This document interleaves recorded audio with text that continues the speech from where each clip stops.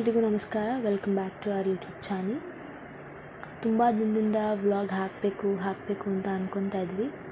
But ಆದರೆ ಹಾಕೋಕ್ಕೆ time ಸರಿ ಹೋಗ್ತಿರ್ಲಿಲ್ವೋ ಅಥವಾ ನಮ್ಮ ಟೈಮ್ ಸರಿ ಇರಲಿಲ್ವೋ ಗೊತ್ತಿಲ್ಲ. ಬಟ್ ಆದರೆ ಮತ್ತೆ ಶುರು ಮಾಡಬೇಕು ಅಂತ ಅಂದ್ಕೊಂಡು ವ್ಲಾಗ್ ಸ್ಟಾರ್ಟ್ ಮಾಡಿದ್ದೀವಿ. ಮತ್ತೆ ಎಲ್ಲೂ ಅಡೆತಡೆ ಆಗಲಿಲ್ಲ ಅಂದರೆ ಸಾಕು. ಅಡೆತಡೆ ಆಗೋದು ಇಲ್ಲ, ಹಾಕ್ತಾಯಿರ್ತೀವಿ. ಆದರೆ ನಾನು ಸ್ವಲ್ಪ ಶಾರ್ಟ್ಸ್ ಆದರೂ ಅಪ್ಲೋಡ್ ಮಾಡ್ತಾಯಿದ್ದೆ. ಆಗಾಗ ಅದರ ವ್ಯೂಸ್ ಕೂಡ ತುಂಬ ಚೆನ್ನಾಗೋಗಿದೆ. I am so happy for that. ಇವತ್ತು ಹಳೆಯದನ್ನೆಲ್ಲ ಬಿಟ್ಟು ಹೊಸದ್ರ ಕಡೆ ನೋಡೋಣ. ಮತ್ತು ಮಗದೊಮ್ಮೆ welcome back to our YouTube channel. ಇವತ್ತು ನಿಮ್ಮೊಂದಿಗೆ ನಾನು ನಮ್ಮನೆ ಕೆಲಸ, ನಮ್ಮನೆ ದಿನಚರಿ ಮತ್ತು ಅದ್ರ ಕ್ಷಣಗಳನ್ನ ಹಂಚ್ಕೊಬೇಕಂತಿದ್ದೀನಿ. ನಮ್ಮ ದಿನ ಹೇಗೆ ಇರಲಿ, ಒಂದು ಸ್ಮೈಲ್ ಇಟ್ಕೊಂಡ್ರೆ ಎಲ್ಲವೂ ಚೆನ್ನಾಗಿರುತ್ತಲ್ವ. ಹಾಗಾದರೆ ಇವತ್ತಿನ ವ್ಲಾಗ್ ಶುರು ಮಾಡೋಣ. ಇವತ್ತು ನಮ್ಮ ದಿನದ ಆರಂಭ ಶಾಂತಿಯುತವಾಗಿ ಒಳ್ಳೆಯ ಎನರ್ಜಿ ಜೊತೆ ಮಾಡೋಣ ಅಂತ ಅಂದ್ಕೊಂಡಿದ್ದೀವಿ. ಸದ್ಯ ಬೆಳಗ್ಗೆ ಎದ್ದಿದ್ದೀನಿ, ಚಲೋ ನೋಡೋಣ. ನಮ್ಮ ಮಾರ್ನಿಂಗ್ ರೂಟೀನ್ ಬೆಳಗ್ಗೆ ಎದ್ದಾಯಿತು, ನಾನು ಕಸ ಗುಡಿಸಿದ್ದಾಯಿತು, ನನ್ನಮ್ಮ 2 ರೂಮ್ ಒರೆಸ್ಕೊಟ್ಟಿದ್ದಾಯಿತು, ನಾನು ಹಾಲ್ ಒರೆಸಿ ಕಸ ಗುಡಿಸೋಣ ಅಂತ ಅಂದ್ಕೊಂಡೆ. ಆಮೇಲೆ ನನ್ನ ಅಕ್ಕ ಅಡುಗೆ ಮನೆಯೆಲ್ಲ ಕ್ಲೀನ್ ಮಾಡ್ತಾಯಿದ್ಲು. ಹಾಗೆ ಮಧ್ಯದಲ್ಲಿ ಬಿಸಿನೀರು ಕಾಯಿಸ್ಕೊಂಡು ಈಚೆ ಬಿಸಿನೀರು ಕುಡಿತಾಯಿದ್ಲು. ಬೆಳಗ್ಗೆ ಎದ್ದ ತಕ್ಷಣ ಹುಡುಗಿರಿಗೆ ಏನು ಕೆಲಸ ಇರುತ್ತೆ? ಮನೆ ಕೆಲಸ ಮಾಡೋದೇ ಮೇಯ್ನ್ ಇಂಪಾರ್ಟೆಂಟ್. ಮನೆ ಕೆಲಸ ಮಾಡಿದ್ಮೇಲೆ ಸಾರಿ ಫಾರ್ ದ ಡಿಸ್ಟರ್ಬೆನ್ಸ್. ನಮ್ಮನೆ ಗಂಡು ಮಕ್ಕಳು ಗುಡ್ಡು ಸಿಂಬ ಅಂತ ಇದ್ದಾರೆ. ಅವ್ರದ್ದೇ ಸ್ವಲ್ಪ ವಾಯ್ಸ್ ಜಾಸ್ತಿ. ಡಿಸ್ಟರ್ಬೆನ್ಸ್ ಆಗೋದೇ ಅವರಿಂದ. ಆದರೆ ಅವ್ರಿಗೆ ನಾವೇನು ಹೇಳೋದಕ್ಕಾಗಲ್ಲ, ಅವ್ರ ಮನೆ ಅಲ್ವಾ ಇದನ್ನು ಕೂಡ. ಹಾಗೆ ಮನೆ ಕೆಲಸ ಎಲ್ಲ ಮಾಡಿದ್ದಾಯಿತು. ಇವತ್ತಿನ ದಿನ ತುಂಬ ಚೆನ್ನಾಗಿತ್ತು.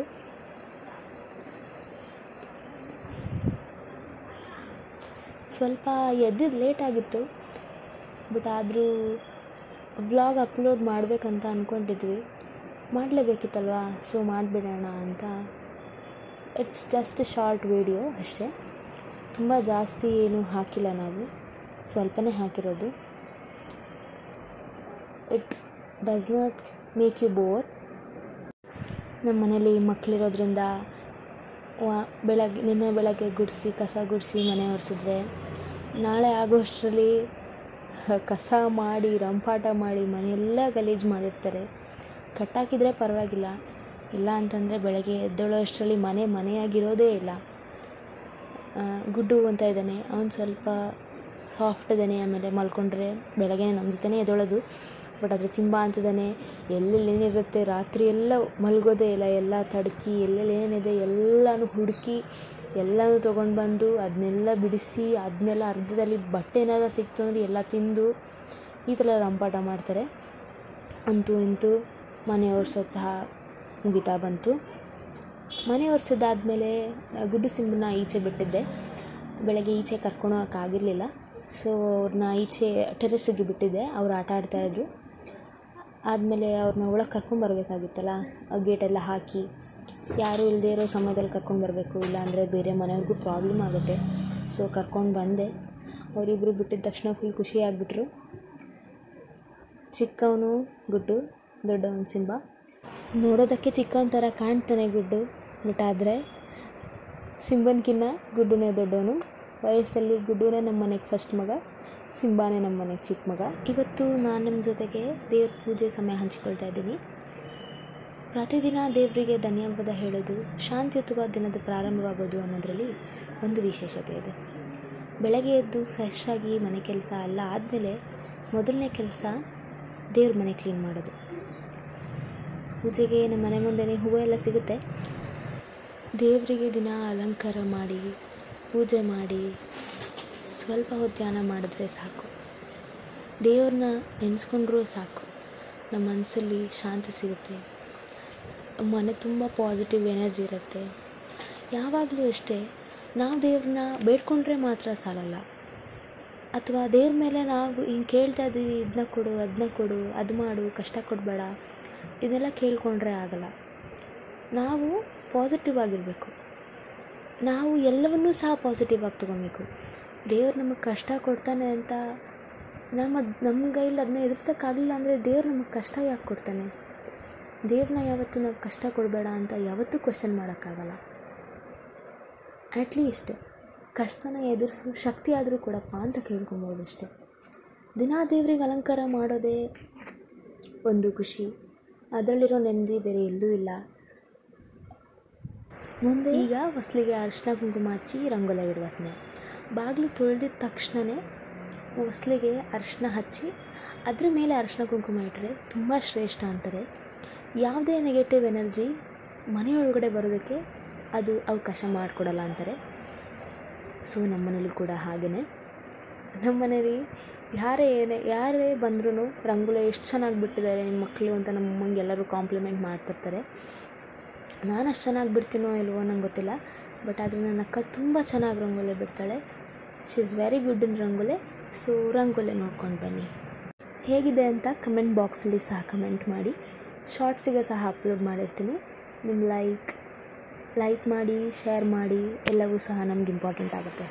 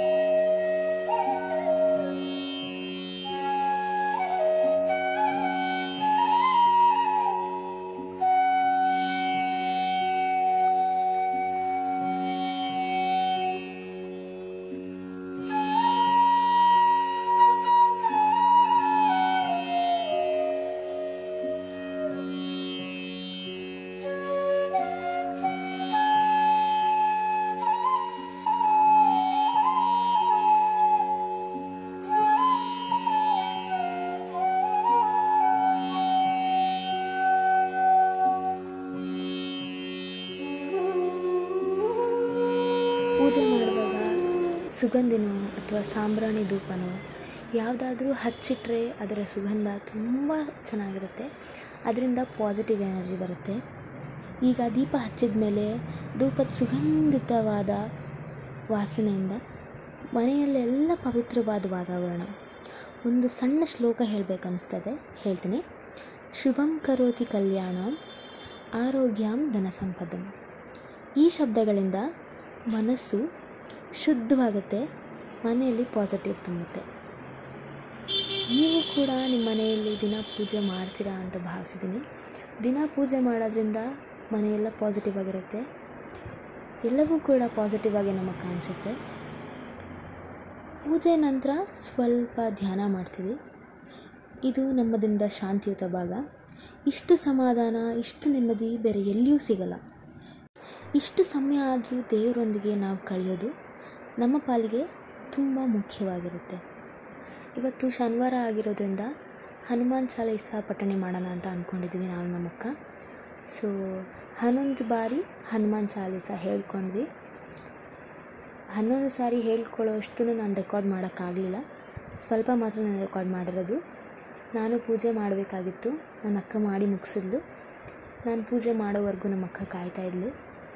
ಅವಳು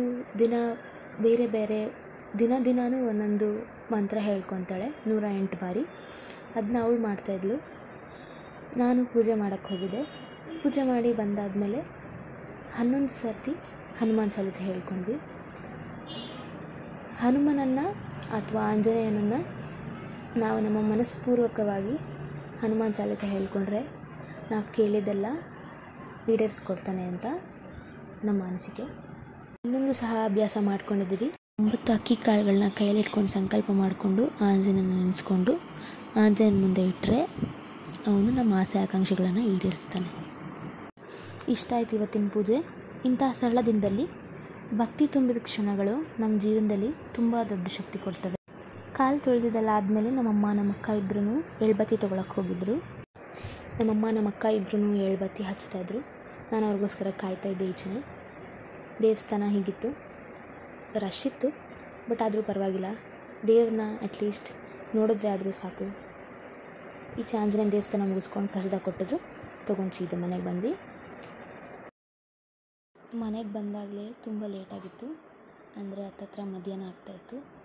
ತಿಂಡಿ ಇನ್ನೇನು ಮಾಡ್ಕೊಳ್ಳೋದು ಅಂತ ಅಂದ್ಬಿಟ್ಟು ಸಿಂಪಲ್ಲಾಗಿ ಹೆಸರುಬೇಳೆ ಹಾಕಿ ಬೇಳೆ ಸಾರು ಮಾಡಿಕೊಂಡು ಅದಕ್ಕೆ ರೈಸ್ಗೆ ಇಟ್ಕೊಂಡು ಊಟ ಮುಗಿಸ್ಕೊಂಡ್ವಿ ಅಷ್ಟೇ.